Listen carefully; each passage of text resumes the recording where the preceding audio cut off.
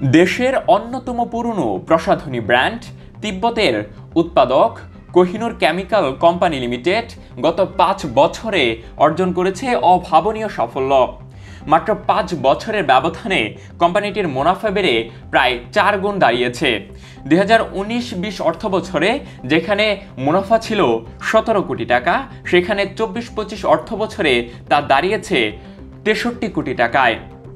গত বৃহস্পতিবার আনুষ্ঠানিক পরিচালনা পর্ষদের সভায় এ বছরের আর্থিক প্রতিবেদন অনুমোদন এবং ৭৫% লভ্যাংশ ঘোষণার সিদ্ধান্ত নেওয়া হয়।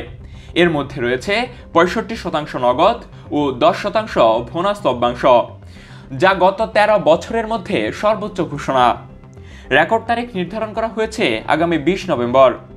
১৯৫৬ সালে প্রতিষ্ঠিত কোহিনুর কেমিক্যাল স্বাধীনতার পর কিছু সময় সরকারি মালিকানায় থাকলেও ১৯৮৮ সালে এটি তালিকাভুক্ত হয় পাবলিক লিমিটেড কোম্পানি হিসেবে।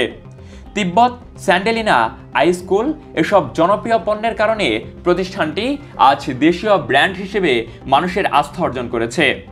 রেকর্ড মুনাফার ঘোষণায় আজ শেয়ার বাজারেও দেখা গেছে ইতিবাচক প্রভাব।